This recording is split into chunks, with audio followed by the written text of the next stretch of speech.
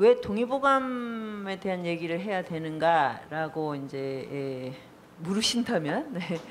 코로나가 우리에게 준 이제 중요한 메시지가 이제 미생물과의 공존이라는 이 이제 과제하고, 이제 기후 재난을 어떻게 극복할 것인가, 이게 이제 전 인류적 이제 과제가 돼버렸죠. 그 전부터 계속 사실 이제 이런 자연과의 관계에 대해서는 아마 20세기 후반부터 뭐 환경 운동이나 또는 이제 그 인문학자들은 끊임없이 제기를 했는데, 사실 그게 별로 이제 사회적으로 영향력을 갖지는 못했어요. 이제 여전히 이제 기술과 자본의 그런 어떤 발전이나 어떤 뭐 아주 엄청난 어떤 어떤 증식 이런 것 속에서 그게 해결될 것 같은 막연한 이제 환상을 가지고 있다가 코로나가 작년에 오면서 그 우리의 기술이 이렇게 굉장하잖아요. 이 온라인 오프라인을 봐도 그렇고, 그리고 뭐 화성에도 갈 수 있고 뭐 이렇게 엄청난데, 이 유기체를 다루는 데는 정말로 아직 굉장히 미미하구나. 그러니까 코로나 변이를 따라가지를 못하고 있는 거고, 그 2년이 된 지금도 사실 이제 어떻게 보면 코로나한테 이제 항복을 선언했다고 저는 느껴지거든요. 이거 뭐 작년만 해도 뭔가 종식을 시킬 수 있을 것 같은 이런 기대를 갖고 있었는데, 뭐 이게 감당이 도저히 안 되고 있는 그런 느낌입니다. 물론 이제 백신이나 치료제도 나오고 뭐 이렇게 해서 어떻게든 이제 공존을 모색을 하겠죠. 그러나 이거는 이제 우리가 코로나를 완벽하게 통제할 수 있는 그런 상태는 아니거든요. 그러면 이제 이후에 또 다른 팬데믹이 이제 왔을 때는 훨씬 더 이제 강하고 변이에 능한 어떤 또 바이러스가 올 테니까, 그래서 하여튼 유기체 생명에 대해서 인간의 과학과 기술 자본이 그다지 지금 엄청 뭐 위력을 영향력을 행사하는 건 아니구나, 이런 이제 그 상황을 우리에게 알려줬고, 그럼 이제 어떻게 공존할 것인가, 이제 이게 자연과 인간의 관계를 재조정해야 되고, 그것과 이제 동시에 이제 기후 재난이 이제 엄청난 이제 목전의 어떤 이제 미션으로 이제 다가오게 됐죠. 그래서 이 기후 문제를 해결하지 못하면 뭐 22세기에는 정말 이 지구에 인류가 과연 존재할까, 뭐 이런 얘기를 할 정도로 시급하게 됐습니다. 그러면 이제 결국 이거는 이제 생명과 자연, 인간과 우주라고 하는 이 관계를 이제 근본적으로 바꿔야 되는데, 그러니까 이제 이렇게 생각이 들잖아요. 지구에는 그냥 인간이 주인이고 자연은 배경이거나 약간 그 부속물 같은 느낌을 가지고 우리가 살고 있거든요. 그런데 사실 이제 인간은 지구가 있어야 살고, 지구가 있으려면 태양계가 있어야 되고, 이게 순환이 돼야지만 살아가는 존재지, 그 별도로 어디 따로 그런 시공을 만들어낼 수가 없죠. 예. 그러니까 그런 점에서 이제 현대 사상에는 인간과 자연의 관계를 조정하는 이런 철학이 별로 없어요. 서양 철학은 근본적으로 인간과 자연을 분리하고 인간이 자연을 통제한다는 전제하에서 이루어졌기 때문에, 그래서 이제 지금이야말로 물론 양자역학 같은 아주 고도의 첨단의 과학과 함께 동양의 고대의 지혜, 자연과 공생을 도모했던 그런 지혜가 필요하지 않나, 이 두 가지의 크로스가 이제 그런 생각이 들어서 동의보감과 우리가 이제 다시 만나야 되는 이유도 되고, 당연히 저도 이제 요새는 이제 양자역학 같은 이제 첨단 과학에 대한 공부를 많이 하고 있는데, 그것들이 이제 크로스돼서 우리에게 말해주는 것은 인간이 자연 위에 군림한다는 이 사유 자체가 불가능한 거예요. 그거 자체가 망상이거든요.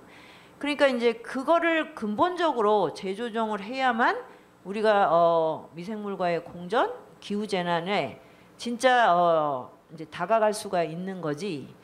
이 코로나를 대했듯이 어떻게든 빨리 이렇게 잡아서 막 종식시키려고 했던 그런 태도로는 진짜 우리 다음 세대가 이 지구에서 사는 게 너무너무 힘들어지지 않을까, 이제 이런 생각이 드는 시점입니다. 자, 그런 차원에서 이제 들어주시면 좋겠고요. 제가 동의보감을 이제 10년 전에 만나서 이제 이런 책들을 쓰게 됐는데, 이제 처음에 만난 거는 이제 제가 몸이 좀 안 좋고, 근데 이제 현대의학은 수술과 이제 약인데, 그게 이제 좀 약간 겁도 나고 굉장히 일상을 많이 너무 이렇게 이제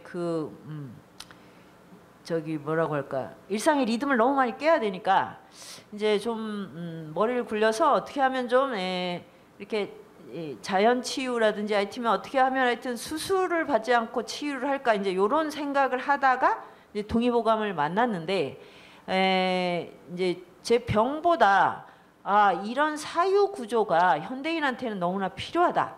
그러니까 현대인이 왜 이렇게 이제 점점 부자가 되는데 왜 점점 마음은 우울해지고 점점 마음은 황폐해질까? 이 문제가 사실 어떤 사회 제도도 해결을 사실 잘 못하고 있지 않나요? 사회 시스템이든 제도든 아니면 고도의 과학이나 의학이 왜 마음이 이렇게 우울하고 허무하고 황폐해질까를 설명을 저는 잘 못하는 것 같아요. 그런데 이제 제가 동의보감을 배우면서 느낀 게, 자연과의 이 연결고리가 끊어지면 인간은 절대로 정신적인 만족을 얻을 수 없다는 걸 알게 됐어요. 자연과의, 그러니까 이런 공감의 네트워크가 그걸 가지고 살아야 되는데, 그게 뚝 단절이 되면, 그래서 이제 배경이 돼버리면 아무리 대단한 경치를 내가 그거를 다 소유한다고 해도 거기서 절대로 내가 위로받을 수가 없어요. 그런 이제 구조를 이제 느끼게 된 거죠. 그래서 이건 현대인한테 꼭 필요한 그런 어떤 지침서다, 이렇게 해서 이제 책을 많이 쓰게 됐는데, 동의보감이 어떻게 탄생하고 이런 얘기는 이제 오늘 말씀드리기는 너무 시간이 짧으니까, 동의보감이 보는 이제 몸과 우주, 그 기본 개념을 말씀드리고, 그러니까 몸하고 우주가 이렇게 대칭적으로 연결이 됐기 때문에 이 연결성을 우리가 잘 그 위에서 살아가게 되면 어떻게 살아야 되는가 하는 윤리적인 비전이 저는 나온다고 생각이 들거든요. 그런데 이게 끊어진 채로 살면 내가 되게 열심히 살고 있는데, 그리고 성실하고 성공을 해도 뭔가 이게 이 공허함을 벗어날 수가 없어요. 그래서 제 주변에도 봐도 성실하게 살아서 성공한 분들이 중년 이후에 가장 어떤 뭐라고 설명할 수 없는 불안과 공허를 느끼거든요. 근데 이유가 뚜렷하지가 않잖아요. 경제적인 이유도 아니고 사회적으로도 충분히 성취를 했는데. 그러니까 여기에서 이제 이게 무엇인가, 이거를 좀 이제 실전적으로 탐구를 해야 되는데, 거기에 이제 인간이라는 존재에 대한 그 어떤 좌표 설정이 좀 잘못되어 있지 않은가. 인간을 자연에서 분리시켜 놓은 거. 이 분리되어 있으면 이 고립과 단절은 끝없이 이렇게 허물을 생산해내요. 이 구조적으로. 절대로 잘 살고 있다는 느낌을 안 주게 되는 거죠. 이제 그런 것들을 이제 좀 이 동의보감의 이제 그 양생수를 통해서 이제 보게 됐습니다. 그런 이야기를 좀 들려드리고 싶은데, 동의보감 첫 페이지에 이제 이런 그림이 나옵니다. 그 신형장부도라고 하는데, 이게 이제 사람의 생명이다. 생명을 가진 사람은 이제 이런 식으로 몸이 이제 구조화돼 있다라고 보는 거죠. 이제 팔다리가 없어요. 그러니까 이게 팔다리가 없다는 건 이 몸통이 이렇게 잘 순환이 되면 팔다리는 저절로 이제 활동을 하고, 설령 팔다리가 없어도 요게 이제 생명의 기본 베이스라고 이제 보는 거죠. 그러면 이제 이 그림을 봤을 때 이제 처음에 참 우스꽝스럽고 좀 너무 촌스럽고 막 그런데 이제 이렇게 숨어 있는 기호들이 있어요. 눈을 뜨고 있다든지 이제 배꼽이 쭈글쭈글하다든지 이런 건 다 이제 호흡을 한다는 거예요. 살아있다 이런 뜻이거든요. 그러니까 살아있는 몸은 이렇게 호흡이 아래로 갈수록 생명 활동이 더 잘 되는 거죠. 우리는 기본적으로 폐호흡을 하는데 태어나면서 근데 폐는 상당히 위에 있기 때문에 그 폐호흡을 이렇게 점점 막 이렇게 하다 보면 이제 조급해지고 빨라지고 이렇게 하면 이제 호흡이 자꾸 위로 뜨게 되죠. 그럴 때 우리가 심호흡을 해 이렇게 하잖아요.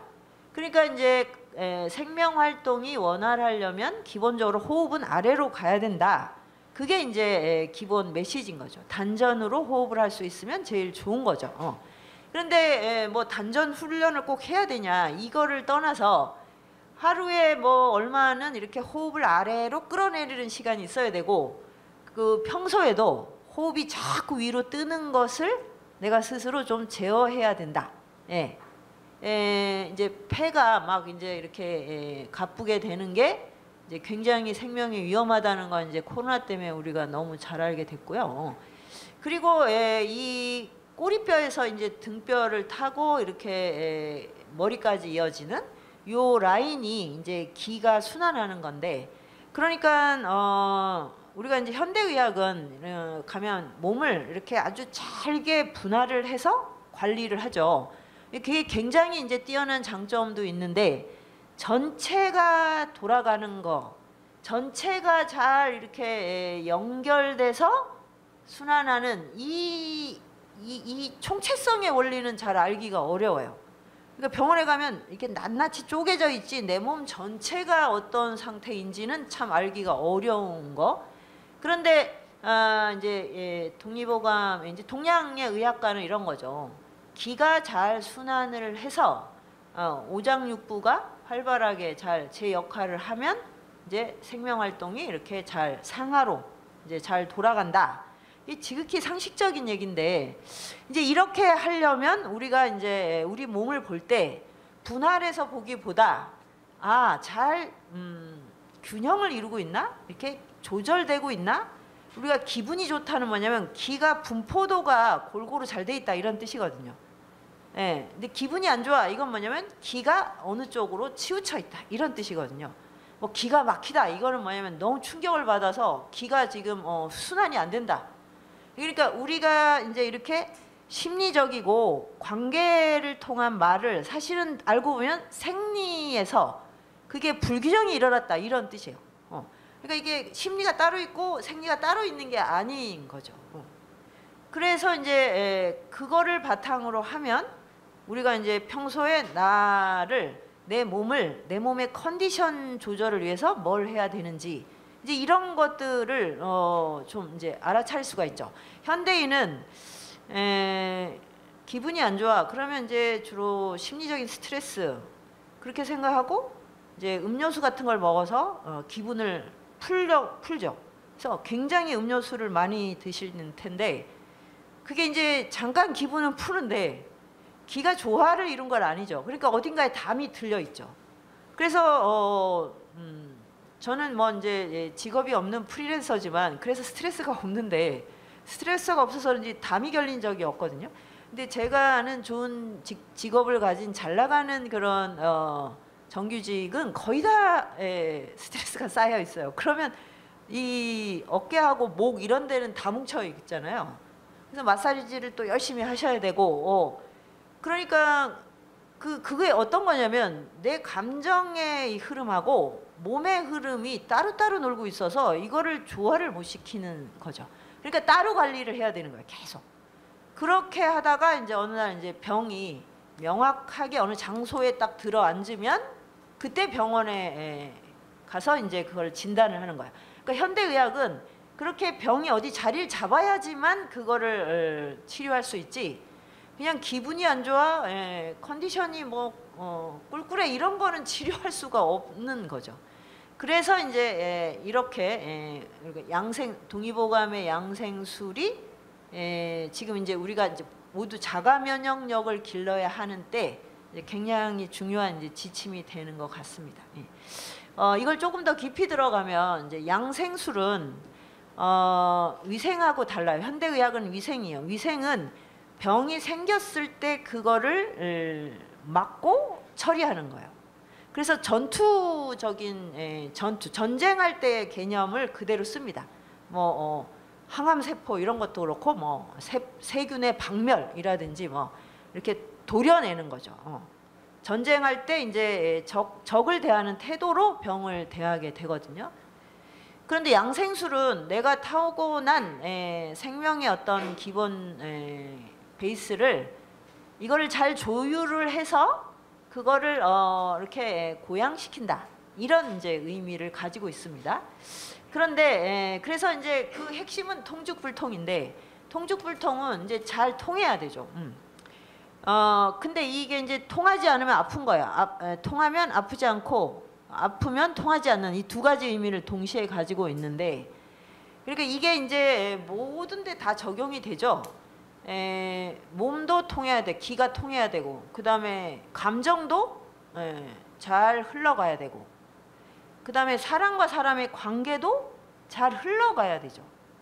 여기서 불통이 일어나면 이게 심리와 이렇게 해서 생리에 이제 불통을 만들어내니까, 그래서 삶의 문제로 바로 연결이 돼요. 그리고 인간과 자연의 이 불통이 지금 이렇게 코로나라는 이제 재앙을 불러오지 않았습니까? 기후재난도 불통인 거예요, 불통.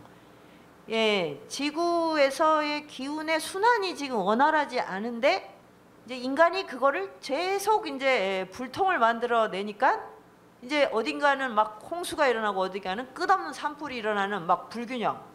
이제 이런 게 일어난다는 건 뭐냐면 사람의 몸이 그렇다는 뜻이에요.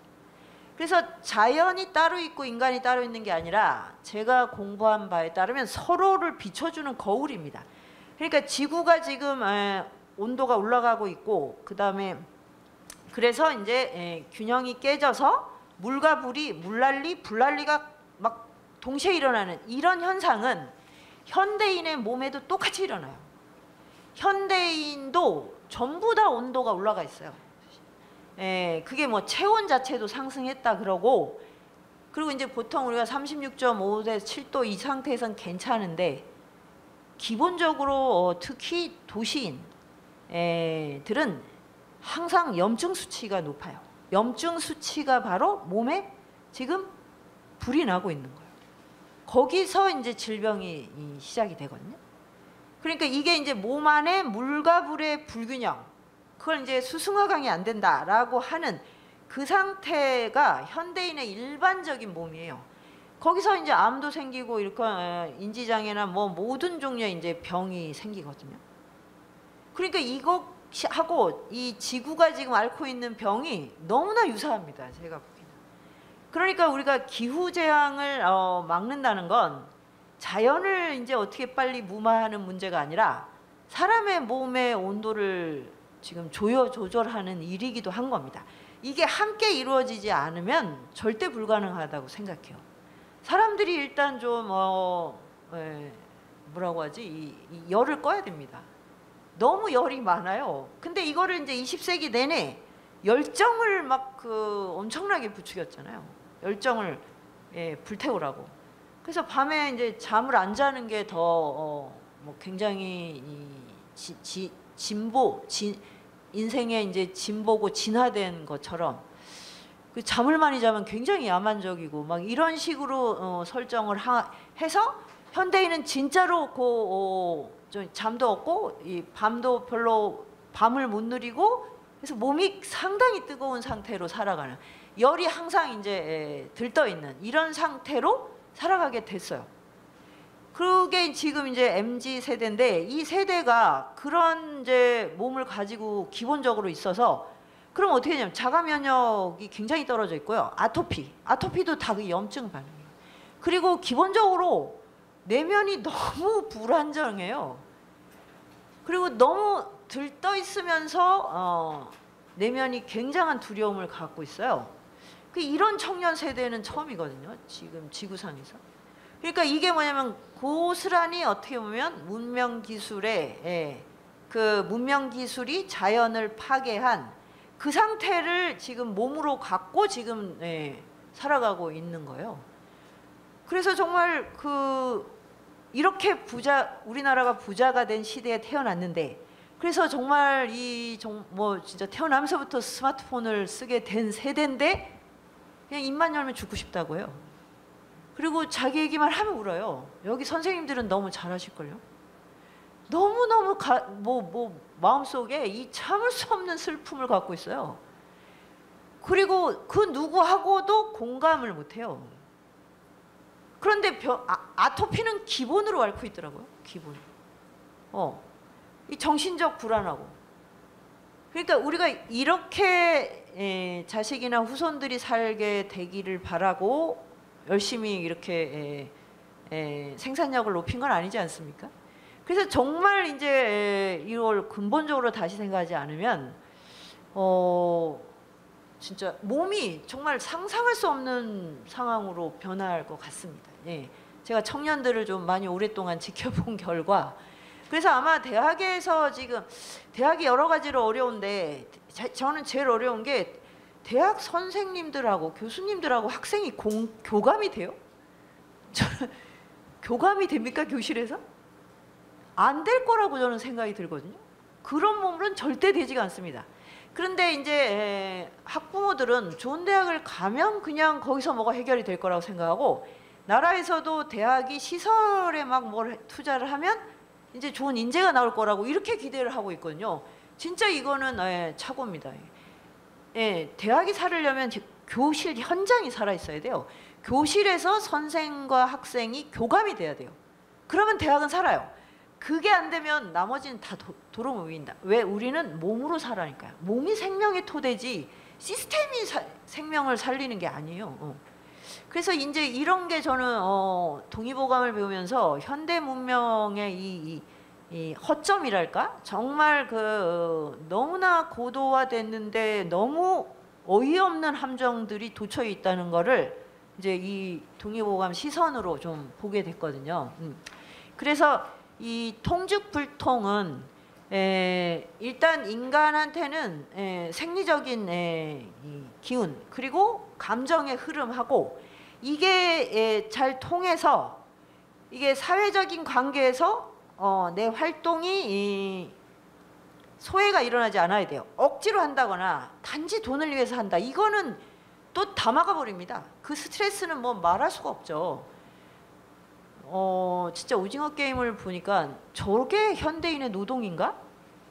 그러니까 거의 목숨을 걸고 남을 죽여도 되고 근데 돈밖에 없어요. 거기서 하는 활동이 무슨 자긍심을 주는 게 한 가지도 없잖아요. 저기 무궁화꽃이 피었습니다. 거기서 이기면 뭐 어떤 자긍심이 있어요? 그리고 저기 줄다리기에서 이기면 그게 뭐 어떤 나의 이 성취감이 있습니까? 오로지 돈이잖아요. 이겨서 돈을. 이런 노동을 한다면 진짜 이건 당장 그만둬야 돼요. 이런 산업은 당장 그만둬야 돼요. 그러면 거기에서는 뭐가 소외가 발생하는 거거든요. 소외는 내 심리와 생리를 완전히 그냥 억압하는 거예요. 그건 뭐 질병뿐 아니라 이제 감정적인 정말 모두 사이코가 되는 거죠. 이거를 우리는 안다면 이렇게 할 수 없을 텐데 진짜 몰라서 그런 건지는 좀 궁금하지만 그런 사회 노동을 하면 안 돼요. 어떤 일을 하더라도 내가 그게 나의 이 잠재력을 펼치는 활동, 자발적, 능동적 활동이 들어가야 돼요. 그리고 돈을 벌어야 됩니다. 그러니까 이게 지금 조율이 안 된다면 정말 지금 현대인의 수준은 형편없는 거죠. 돈이 이렇게 많은데 왜 이게 안 됩니까? 인간은 태어나면 누구나 활동해야 돼요. 낮에 움직여야 돼요. 그 활동으로서 삶의 보람과 성취를 느껴야 돼요. 그게 없다면 어떻게 행복이라는 게 가능합니까? 그러니까 이거를 꾹꾹꾹꾹 참아서 내 심리와 생리를 막 엄청나게 찌그러뜨린 다음에 돈을 버는 거죠. 456억을 받은 다음에 그걸로 보상을 받겠다는 이런 세상에 멍청한 일이 어떻게 있을 수가 있어요. 근데 대부분 이런 스토리가 많아요.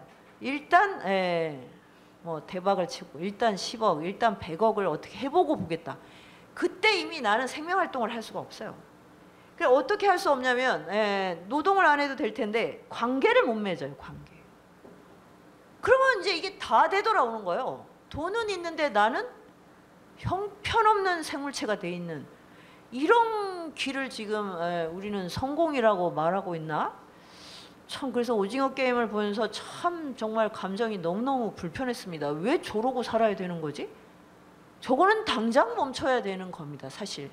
근데 그런 식의 소외를 너무 당연시하는 게 분명히 있어요. 당연히 그걸 참고 그러면서 내 삶을 지연시켜 버리는 거죠. 나중에 10년 뒤에 돈을 번 다음에 그때 화끈하게 살 거야. 이거 자체가 다 불통입니다. 그래서 이제 남는 건 이제 염증 수치만 올라가겠죠. 점점. 이거를 전 인류적으로 이제 다시 해야만 그래야 자연과 소통이 돼요. 자연이 우리가 이렇게 보호해주고 비굴하게 굽신거린다고 소통이 되는 게 아니거든요. 자, 그래서 저거는 굉장히 전면적 차원에서 이제 통죽불통이다. 그거를 이제 조금 더 구체적으로 이렇게 들어가면 정기신인데, 정기신이라는 이게 이제 생명의 출발이자 베이스죠. 그래서 정기신이 기본적으로 세팅이 되고, 그 다음에 뭐 피가 형성이 되고, 오장육부가 이제 형성이 되고, 이제 경락들이 만들어지고 이렇게 하는데, 저것이 의미하는 바가 참 의미심장해요. 그러니까 정은 진료인데, 자동차에서 말하자면 이제 기름 같은 거죠. 기름이 있어야죠. 그래서 우리가 이제 정이 온몸에 촉촉히 흐른다. 그러면 이제 생생함, 이제 우리가 이렇게 막 물이 오른 난초나 그런 꽃봉우리 같은 거예요. 그러니까 굉장히 생동감이 있고, 그리고 굉장히 막 뭐라고 하지? 팽팽하고 그런 게 이제 우리가 갓난아기를 봤을 때 느껴지는 그런 생명의 어떤 유동성, 이런 게 이제 정인데, 그래서 저거는 이제 몸의 기본적인 진료예요. 그리고 가장 결정적으로 남성의 정액과 여성의 생리혈을 만드니까 생식 활동을 하는 아주 기본 토양이죠. 그리고 우리는 이 정의 결합으로 태어나서 다시 이 정을 써서 이제 생명을 창조하는 이런 이제 활동을 하는 건데, 그러니까 이제 포괄적으로 얘기하면 남녀 간에 이제 에로스를 주관한다고 할 수 있어요. 그래서 신장이 저것을 진료를 만들어내는 핵심 장기예요. 그 동의보감은 심장도 중요한데 신장이 더 중요해요. 어떤 점에서 배후 장치처럼 등 여기 뒤에 있잖아요. 그러면서 남성의 정액, 여성의 전난자를 만들어내는 데니까 이게 정말로 중요하죠. 그리고 그것으로 뼈를 만들어요. 뼈. 그래서 신장이 안 좋으면 뭐 정력이 안 좋다 이 문제를 떠나서 허리, 그 다음에 뭐 각종 이제 뼈하고 치아. 그런데 또 이 청력을 주관해요. 이 귀에 이제 이런 이 물질을 보내야 우리가 잘 들을 수가 있어요. 그래서 우리가 리더십이라고 할 때 리더십의 핵심은 경청하는 힘이거든요. 그러니까 우리가 좋은 리더는 누구냐? 이렇게 집중해서 경청할 수 있으면 그 사람은 리더가 돼요. 근데 되게 어렵습니다. 뭐 수업 시간에 이게 저는 늘 졸거나 딴 생각하는 건 다반사인데, 우리가 1대1로 만나도 이렇게 집중이 잘 안 돼요, 사실은. 머릿속에 딴 생각이 있거든요. 그래서 이 정말 좋은 어느 분야든 리더가 되려면 잘 들어야 돼요. 듣는데 그게 온전히 집중하고 들을 수 있는 힘은 신장에서 나오는 거예요. 그래서 이게 이렇게 연결이 돼 있어요. 그러니까 신장이 튼튼하다, 이거는 정을 잘 그런 진료를 만들어낸다. 그러면 이 사람은 정력이 충만하니까 에로스의 아주 능동적인 역할을 하겠네. 여기까지는 우리가 얘기하면 흔히 잘 알죠. 그런데 이 사람이 사회활동을 할 때 뭐냐면 다른 사람 말을 굉장히 귀 기울여 듣는 힘이 있어. 이러면 이건 리더십이 되고 사회 정치적 힘이 되는 거예요. 그래서 이제 우리 몸이 생리이면서 사실 정신활동이면서 내 윤리의 어떤 그런 가이드라인을 주기도 하는 거예요. 내가 어떤 존재, 어떤 인격을 가지고 있는가 이런 거.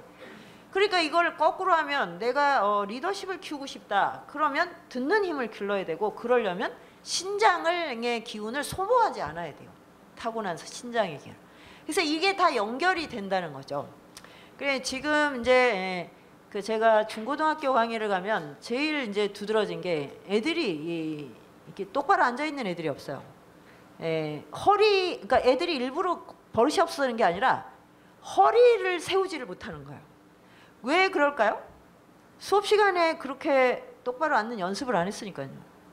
수업 시간에 뭐 요즘 중고등학교에서 뭐 선생님 수업을 듣는 애가 한 명이면 족하다고 다 쓰러져 자는 거죠. 그러니까 허리 세우는 연습이 안 되고 이거는 근데 그러면은 그러니까 이제 이렇게 특강을 들어도 이제 막 늘어져 있는 거예요. 그러면 이제 일단 뭐 보기도 참 좀 민망하고 이게 기분이 이제 되게 안 좋아지죠, 사실. 그래서 이제 그렇게 이제 허리를 그렇게 함부로 그렇게 하면 신장이 안 좋아지는데 거기까지는 별로 안 들어요. 정력이 굉장히 떨어져서 사랑을 하기 어려울 거야. 그러면 딱 벌떡 일어나요. 그게 이게 이렇게 효과가 있었나? 깜짝 놀랐죠.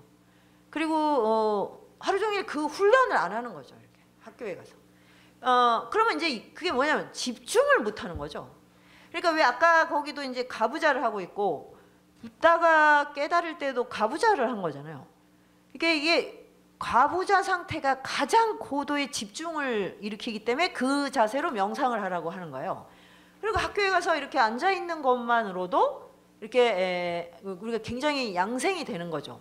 애가 하루 종일 집에서 그 침대에 뒹구는 거 하고 몸의 양생의 어떤 힘이 달라지지 않다. 그래서 학교를 가야 되는데 학교에 가서 오히려 이제 더 늘어지는 거를 연습을 하면 문제는 뭐냐면 공부를 못 해도 되고 대학도 못 가도 됩니다. 뭐가 문제냐면 어떤 얘기에도 집중을 못 해요.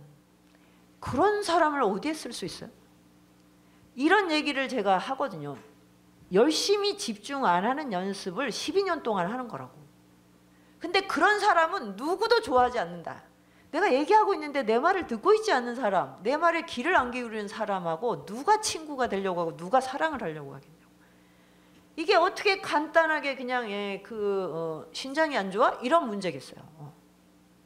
그러니까 그 신장을 안 좋게 타고났다. 그럼 반대로 하는 거죠. 집중하는 힘을 키우고 내가 그리고 뼈를 튼튼하게 하는 운동을 하고 그러면서 이렇게 똑바로 앉아 있고 명상을 하고 이렇게 하면 그 타고난 것을 충분히 쓸 만큼 신장의 정이 생기는 거죠. 그래서 이제 이런 에로스가 그냥 그런 생식 활동으로 끝나는 게 아니라 인간과 인간의 관계, 그 관계를 얼마나 잘 통하게 할 수 있느냐, 그게 바로 도예요. 도. 천지 만물과 통하는 게 도입니다. 교감 능력이요, 간단해요.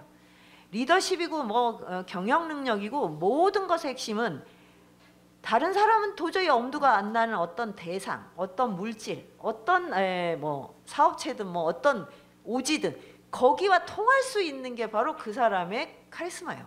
통한다. 그래서 우리는 끊임없이 타자를 만나야 돼요. 새로운 시대가 왔다. 이거는 뭐냐면 새로운 타자와 우리가 공생하는 걸 익혀야 된다. 그럴 때 뭐가 필요하냐? 에로스가 필요해요. 호기심과 우정, 친밀감, 사랑, 열정, 이게 필요해요. 근데 이것의 힘은 어디서 오냐? 신장의 정에서, 정이 기본적으로 그 펌프질을 해줘야 된다. 요런 식의 원리인 거거든요. 그러면 이제 기는 뭐냐면 기는 폐가 주관하는데 기는 엔진이죠. 돌려야죠. 정을 잘 돌려야 돼요. 그러니까 이 돌리는 걸 지금 우리가 어떻게 하고 있냐면 매일 호흡하면서 하는 거예요. 호흡. 호흡은 위에 아까 있죠. 폐가 보면 위에 있고 폐라는 한자에 보면 시장 시자가 있어요. 그래서 아주 공교롭지만 우리나라 그 재벌 1세 회장님들은 거의 폐암을 앓으셨어요. 예, 시장에서 쓰는 기운을 너무 많이, 폐가 아주 강하게 태어나셨을 텐데 그것만 주도적으로 쓰게 되니까 거기에 탈이 나죠. 그러니까 원래 자기가 강하게 태어난 것이 나중에 병이 됩니다. 예, 간 기운이 뛰어난 분이 그러면 이제 말술을 먹어도 소화가 돼요. 그분이 알코올릭이 되는 거예요. 간이 약한 사람은 애초에 술을 못 먹습니다. 예. 그러니까 술로 인한 화를 안 겪게 되거든요. 이런 원리입니다. 예. 그러니까 이제 이건 사회적 활동에서 오는 거예요. 호흡을 조절할 수 있느냐. 그러니까 우리가 이제 뭐 내공이나 카리스마도 사실 다 어떤 불리하고 험악한 상황에서도 호흡을 내가 아주 평정을 유지할 수 있느냐, 거기에 달렸잖아요. 상황이 약간만 불리해도 호흡이 거칠어진다든지 뭐 바로 그냥 뭐 뻘떡 일어났는데 이러면 그거는 뭐야? 그릇이 아직 안 돼. 이 그릇이 어디서 나오냐면 폐에서 나오는 거죠. 폐가 바로 그릇인 거죠. 사회적 그릇. 근데 어떤 막 그 험악한 상황에서도 전혀 동요가 없어. 그런 사람은 세계적인 지도자가 되는 거죠. 그런 원리죠. 그러니까 이제 그러면 뭐 폐를 크게 태어나는 게 좋은가? 이게 아니죠. 소통의 원리를 훈련하는 거죠. 소통하는 힘. 그래서 호흡을 훈련하는 게 굉장히 중요한 거예요. 모든 양생술에서. 그리고 이제 동의보감에서는 그 수명이 몇 살까지 이런 게 아니고 호흡의 숫자예요. 그러니까 호흡을 뭐 12만 5천 몇백 번을 타고난다. 이렇게 타고난대요. 그러면 이거를 며칠에 쓰고 몇 년에 쓸 거는 본인이 정하는 거죠. 그래서 선천적으로 결정됐지만 후천적으로 개입해서 변이할 수 있는 게 엄청난 여백이 있습니다. 동양화가. 그러니까 뭐 사주명리학도 기본적으로 세팅이 되는 건 피할 수 없어요. 그게 없으면 못 태어나니까. 그런데 그걸 어떻게 펼치느냐는 그 8개의 글자를 그거는 자신에게 달린 거죠. 그러니까 호흡이 딱 그런 거예요. 그래서 호흡을 내가 그럼 격하게 쓰는 이거를 호흡을 격하게 쓰지 않는 게 양생술의 또 핵심이겠죠.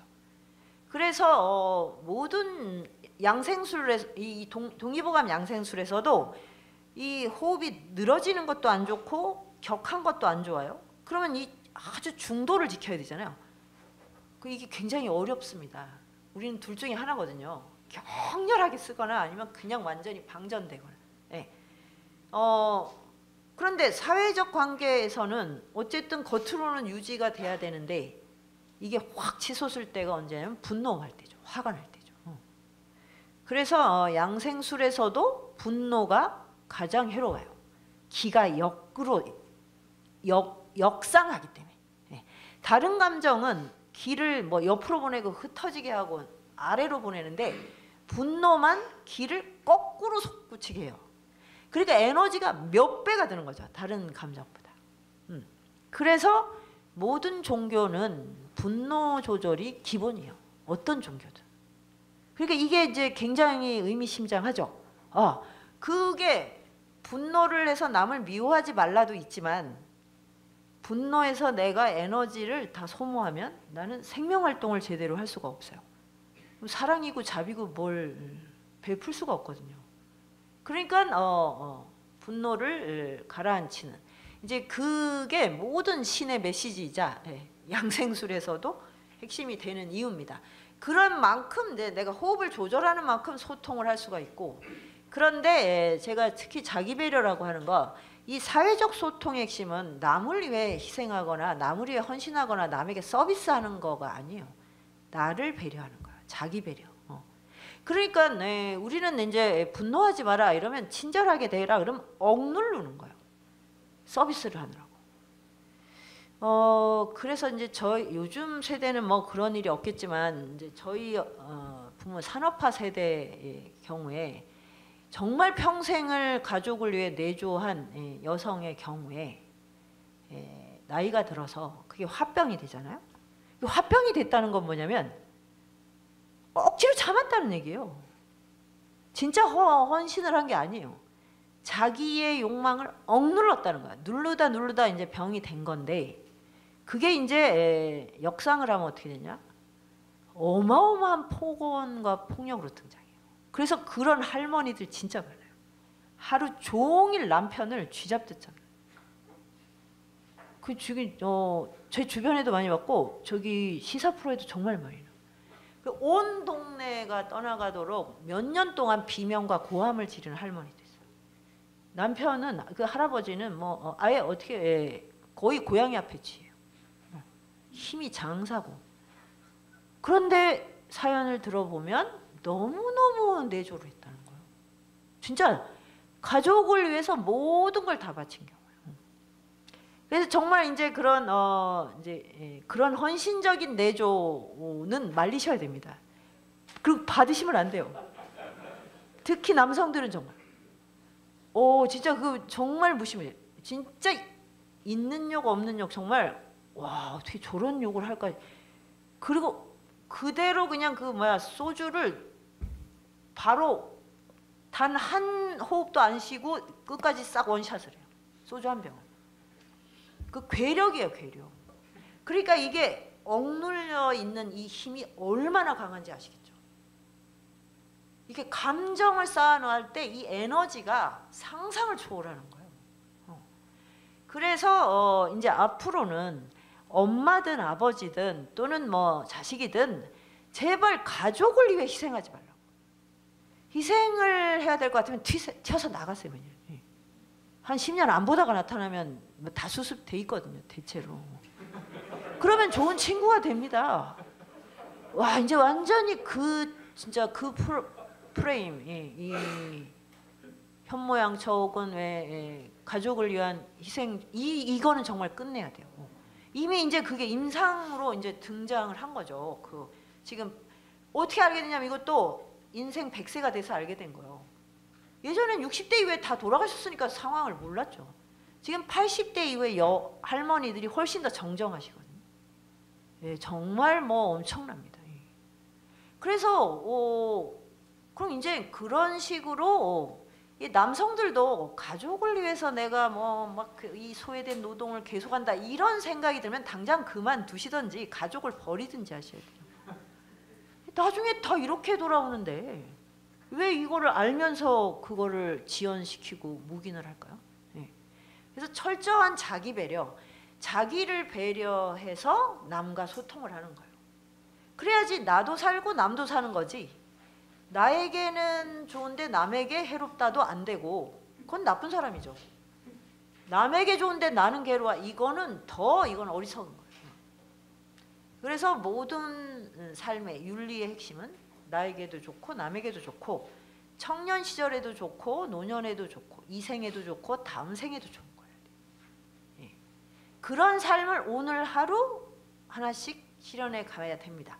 그러면 담이 들리지도 않고 스트레스 그날로 끝내야 돼요. 하늘을 보세요. 하늘에 어제 저기 지나간 구름이 단 한 점이라도 남아 있나요? 하늘이 우리가 추구해야 되는 인간성의 롤모델이요. 인간을 하늘을 향해 가지 땅속으로 들어가려고 하지 않습니까? 하늘은 먹구름이 끼든 아니면 천둥 번개가 치든 어떤 흔적도 남지 않습니다. 그게 주역의 첫 번째 나오는 중천건의 하늘의 덕성, 건건, 종일건건, 바로 그런 의미입니다. 그게 이제 우리가 기를 잘 순환시켜야 되는 이유고, 신은 이건 참 중요한데 심장이 주관해요. 신은 저게 귀신 신사인데 정신활동이라는 거예요. 그러니까 현대 의학이나 과학은 육체와 정신을 나누죠. 이제 요즘 아주 첨단 의학이나 과학은 안 그러는데 우리는 아직 20세기적으로 많이 생각하니까 물질과 정신 이런 걸 나누고, 이 이분법은 사실 아주 지나간 거예요. 뉴턴 과학 수준이니까 지금은 이렇게 구별하면 안 됩니다. 그런데 그러니까 이 정기신도 정도 물질이면서 정신이고, 기도 물질적인 어떤 운동이면서 에너지니까 정신작용인데, 신이야말로 그렇죠. 그런데 신은 정말로 정신작용이에요. 근데 왜 심장에서 주관한다고 하지? 그러니까 심장은 우리 생명의 어떤 아주 군주죠, 군주. 심장이 이제 살았나 죽었나를 결정하니까, 그리고 잠시도 쉬면 안 되고, 그런데 이 여기에서 우리의 그 어떤 무의식, 기억력, 모든 우리의 정신적인 어떤 활동을 주관한다 이렇게 보는 거예요. 그래서 그럼 이거를 어떻게 이제 제가 생각할 수 있냐면 그 이제 신장의 정이 충만해. 그래서 굉장히 뭐라고 할까? 건강하고 그다음에 이제 기도 폐가 호흡을 잘해서 잘 돌아가. 그러면 살 수가 있나? 그러면 잘 살 수가 있나? 어떻게 살겠다가 있어야 되잖아요. 어떤 방향으로 살아가겠다. 그 윤리의 비전과 방향이 있어야 돼요. 그러니까 자동차가 기름이 있고 엔진이 있다고 가는 게 아니죠. 운전자가 당연히 있어야 되는데 이제 요즘은 이제 자율주행이 나면 운전자가 없어야 되는데 근데 뭐가 있어야 되냐면 운전자가 어디로 가겠다는 마음이 있어야 돼요. 가고자 하는 데가 있어야 돼요. 가고자 하는 바. 이거는 정신이죠. 그거는 물질이 아니잖아요. 인생도 마찬가지예요. 내가 어떻게 살겠다. 어떤 방향으로 나아가겠다. 이거를 끊임없이 사실은 매일매일 하실 우리는 그 지도를 그립니다. 이 정신이에요. 그런데 그럼 결국 이제 생로병사라는 지도를 밟아가는 거잖아요. 생로병사를 어떻게 밟아가겠다는 지도를 늘 그리고 있어야 돼요. 그런데 이게 없으면 이제 어떻게 하냐? 굉장히 불안해요. 건강하고 돈도 있고 가족도 다 잘 되고 있는데 근데 이게 뭐지? 아까 얘기한 성공했고 별 부족함이 없는데 왜 이렇게 헛헛하지? 여기에 뭐가 없냐면 인생에 대한 지도가 없어요. 죽음에 대한 탐구가 없으면 삶은 그냥 반쪽짜리거든요. 삶과 죽음은 분리가 안 되기 때문에 그냥 살만 있을 수가 없어요. 살아가는 동안 계속 죽거든요. 그리고 언젠간 다 죽음을 맞이해요. 그래서 생사에 대한 그런 지도가 없으면 심장이 굉장히 불안합니다. 현대인을 감싸고 있는 불안이라는 이 질병, 이게 다 심장질환이에요. 심장질환. 그러니까 그래서 우리가 그러니까 정신 차려 이렇게 해야지 몸도 차리는 거예요. 그리고 이제 신장도 튼튼하고 폐도 튼튼하고 오장육부가 다 튼튼한데 이걸 어떻게 써야 될지 모르면 그러면 어떻게 해야겠어요? 함부로 막 쓰거나 누구에게 이용당하거나 그거를 막 악용하거나 이렇게 되겠죠. 그래서 그런 이제 삶에 대한 지도 그리기, 그게 이제 바로 심장의 신이 하는 그 활동이다.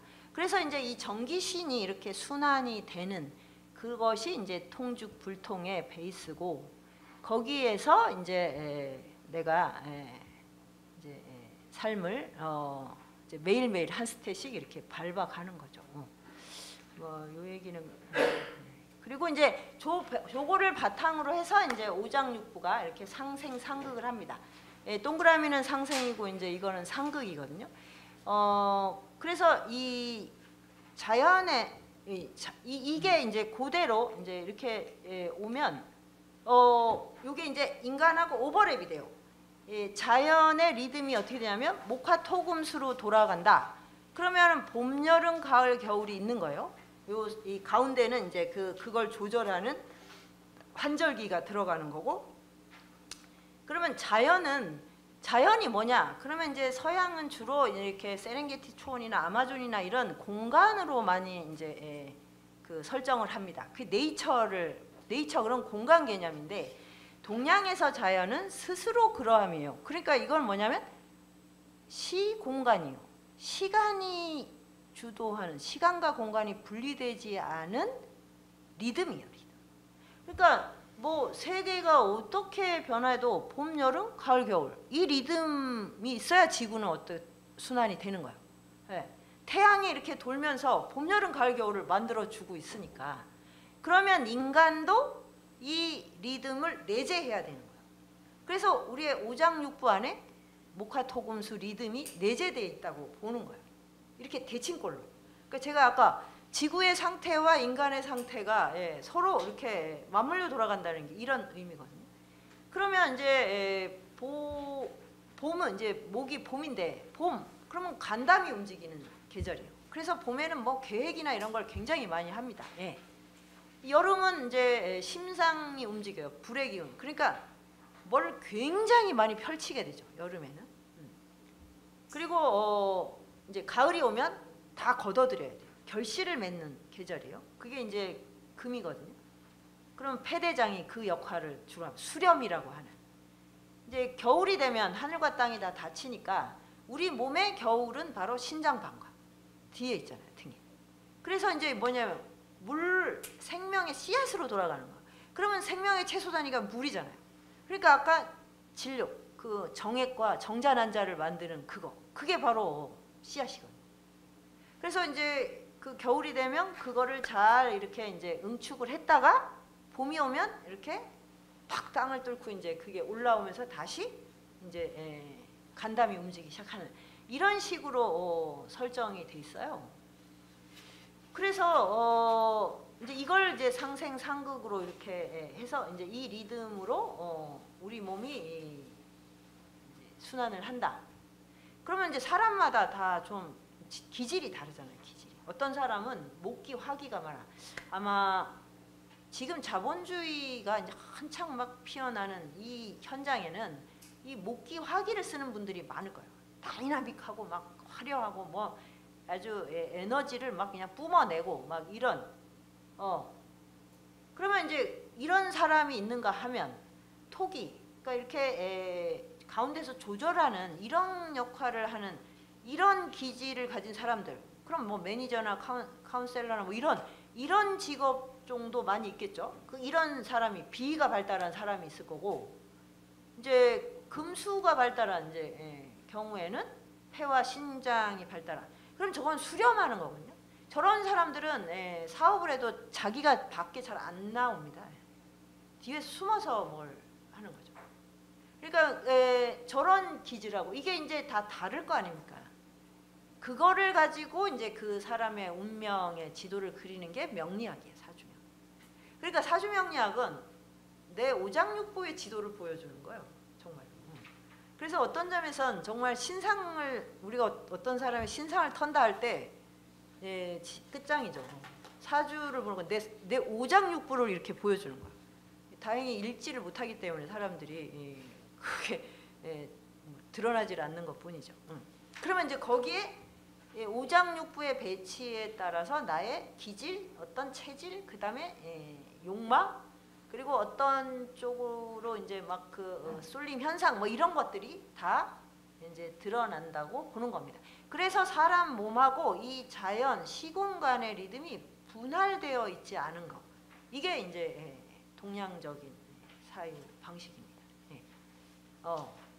그래서 내 안에 그대로 이제 어떻게 보면 이 자연이 있는 거죠. 그래서 이제 그러면 이제 이게 이제 목화 기운을 많이 쓰는 막 굉장히 이제 눈에 보이는 물질적인 이 화려함 이런 거를 잘 다스리고 막 이러는 분들이 이제 성공을 할 텐데 이제 저런 분들의 이제 맹점은 뭐냐면 통찰하는 힘이 없어요. 수렴이 안 되기 때문에. 그러니까 이제 물질의 그 기운을 따라가는 힘은 굉장히 뛰어나서 이제 막 돈을 막 엄청 많이 벌 수도 있는데 그러면 이제 다 그게 이제 다 정말 인생의 성공이냐? 그게 아닌 게 그렇게 한 다음에는 반드시 수렴을 해서 통찰해서 사유를 변형시켜야 돼요. 그래야 새롭게 내가 또 창조가 되거든요. 이렇게 순환이 돼야 되는데 저런 능력이 있으면 통찰이 안 돼요. 그러면 이제 반대로 이제 이쪽 금수 기운이 있다. 이런 분들은 뭐 자본시장보다는 뭐 법 쪽에나 뭐 이런 데 가 있을 확률이 높죠. 자기를 잘 드러내지 않으면서 이렇게 다른 사람들의 비리나 이런 걸 찾아내는 어떤 속성이니까.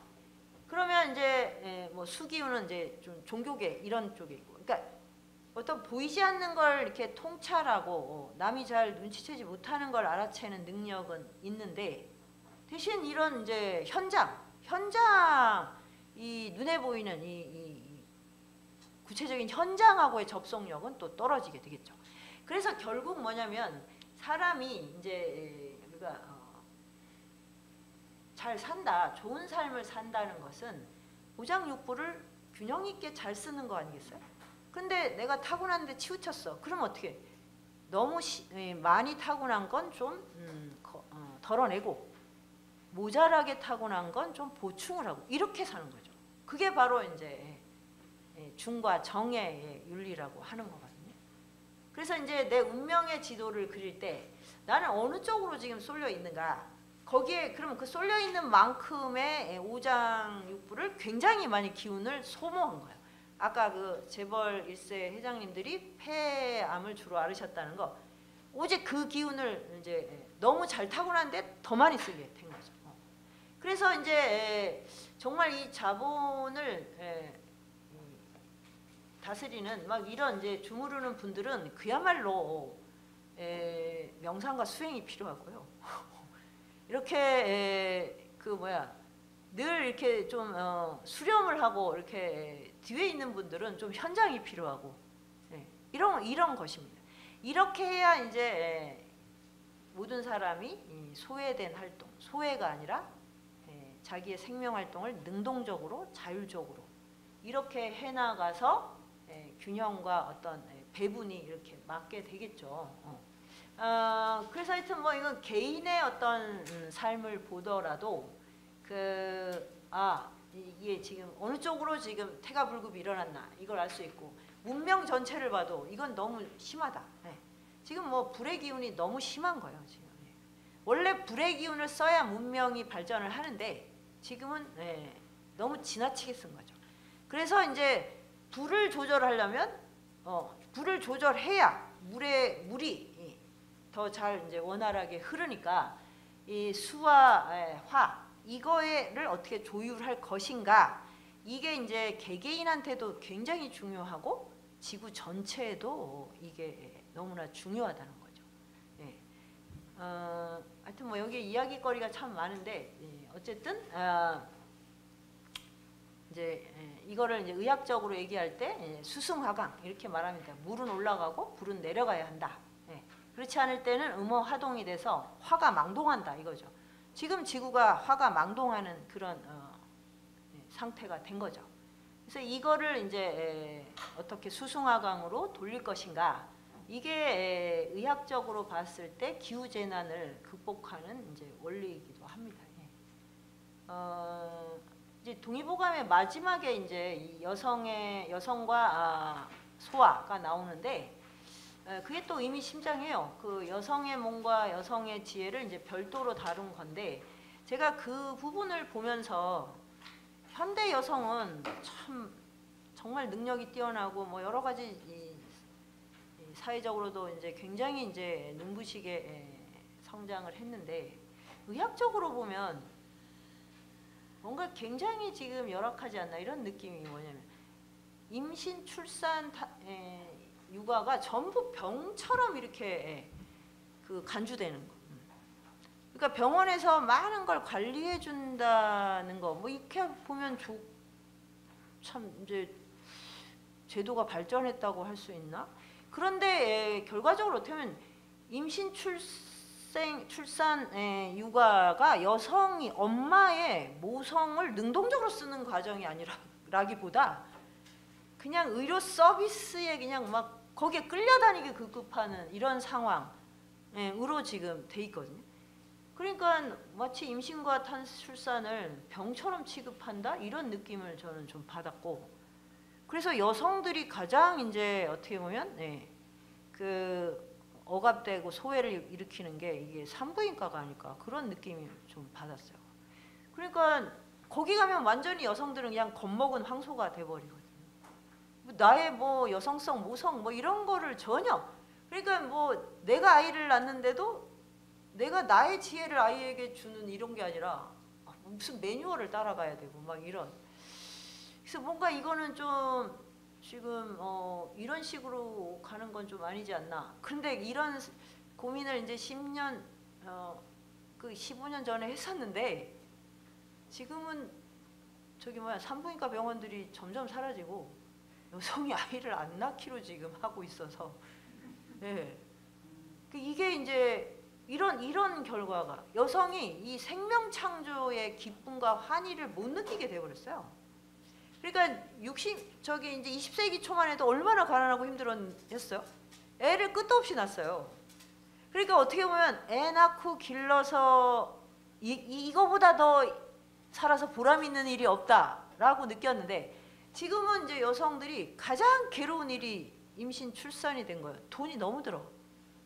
그리고 거기 뭐 창조의 보람이 하나도 없어. 이렇게 되는 거.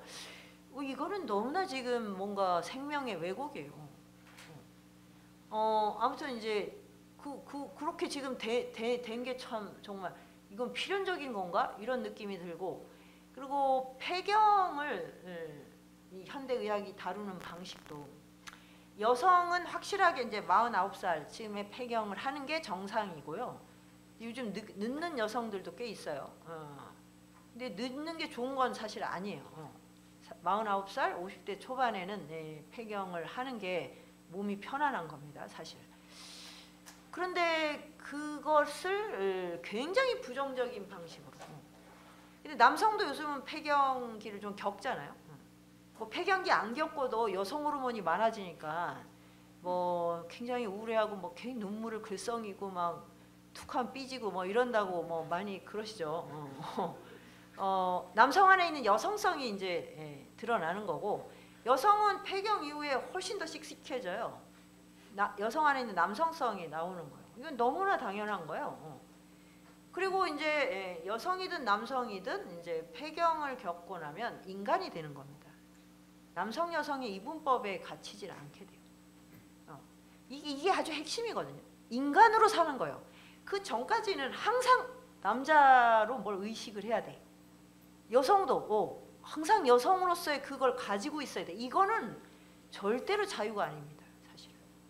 그리고 이제 남성 여성이 그래서 우정을 나눌 수가 없잖아요. 이게 얼마나 막대한 손해입니다. 우정을 못 나누는. 왜? 남성성 여성성을 계속 이 긴장을 갖고 있어야 되니까 우정이 잘 안 되는 거죠. 폐경 이후에는 이제 부부도 친구가 돼야 돼요. 이 우정밖에 남은 게 없어요, 사실은. 우정과 신이. 그러면 이제 다른 남성 여성들하고도 우정을 나눌 수 있게 되는 거예요. 그게 왜 나쁜 거죠? 근데 이렇게 얘기하질 않는 거예요. 계속 남녀로 살라고. 그래서 결국 거기에 뭐야? 성욕을 채우면서 살라는 거 아닙니까? 근데 그게 진짜로 인간을 왜소하게 만들어요. 그게 막 활짝 피어날 때는 청춘, 아이를 낳는, 생명을 창조한다는 그게 전제돼 있을 때, 그때 그것은 너무너무 뭐 환희와 연락을 수반합니다. 그게 애를 낳든 안 낳든 간에. 근데 폐경 이후에 왜 남성 여성으로 살아야 되죠? 그 부질없는 긴장을 하면서 피곤하게. 많은 친구가 생기면 더 좋지 않습니까? 그러니까 이게 지금 현대의학이 뭔가, 그래서 보면 이제 이렇게 보면 그게 기술적으로는 참 발전을 했는데 인간의 이 존재론적 차원에서 보면 너무 어린애 같다, 이런 생각이 들어요. 왜 인간을 성숙하게 되는 걸 원하지 않지? 인간은 자기 완성을 위해서 계속 나아가는 거예요. 인간적 완성. 그 인간적 완성의 궁극이 뭐냐면 자연과의 완벽한 공간과 소통이 있어요. 천지 만물과 하나가 되는 게 군자고 성인입니다. 동양이. 다른 뭐 종교도 다 마찬가지예요. 그래서 우리나라는 뭐 이런 생사관이 없지만, 제가 이제 불교랑 이제 여러 가지 종교인류학을 공부하면 우리는 죽음으로부터 오는 거예요. 그러니까 단 한 번의 생이 아니에요, 지금. 수많은 앞에 생을 전제할 때 우리 생이 있어요. 그게 유전자라는 게 그렇잖아요. 그러면 왜 끊임없이 태어나는가? 이런 질문을 던져야 돼요. 왜 태어나는가? 인간적으로 끊임없이 완성되기 위해서. 그 완성은 완벽한 소통과 자유예요, 자유. 네. 그런 게 이제 이게 한 짧은 생에서도 폐경 이후에 남성 여성에게 일어나는데, 이걸 의학은 계속 뭔가 이제 그걸 좀 지연시키려고 하는. 그래서 오히려 어떻게 보면 폐경기 증후군을 더 심하게 겪는 게 아닌가. 그걸 막 거부해야 되니까. 하여튼 동의보감에서는 이게 너무나 자연스러운 거고 폐경 이후에 더 인간이 그 여성은 특히나 이제 내 아이를 키우는 데서 이제 이 세상에 있는 모든 젊은이를 키우는 그 방향으로 여성 마음을 쓰게 된다. 호르몬이 그렇게 바뀐대요. 그거는 진짜 축복인데 왜 가족 안에 이걸 가두어 놓고 계속 그 자연의 리듬을 억압을 할까? 그런 것들을 이제 제가 좀 여러모로 막 이제 다뤄봤습니다. 뭐 아무튼 너무 짧은 시간에 행설설했는데 기본적으로 이제 코로나 이후에 우리가 삶의 비전이나 문명의 방향을 정할 때 이제 정해졌죠, 사실. 기후 문제를 해결하려면 자연과 어떻게 공감할 것이냐, 소통할 것이냐인데 동의보감은 아예 출발부터 인간이라는 존재를 자연과 오버랩 시키고 거기에서 내 안에 자연이 있고 자연 안에 생명이라고 하는 것이 있는 그런 차원에서 인간의 몸과 질병, 생로병사를 이렇게 쭉 스케치하고 있어서 저는 이제 인문학적으로 굉장히 많은 어떤 새로운 상상력과 그런 인식론적인 그런 새로운 지점을 많이 발견을 하게 됐습니다. 이상으로 고쳐도 될까요? 듣고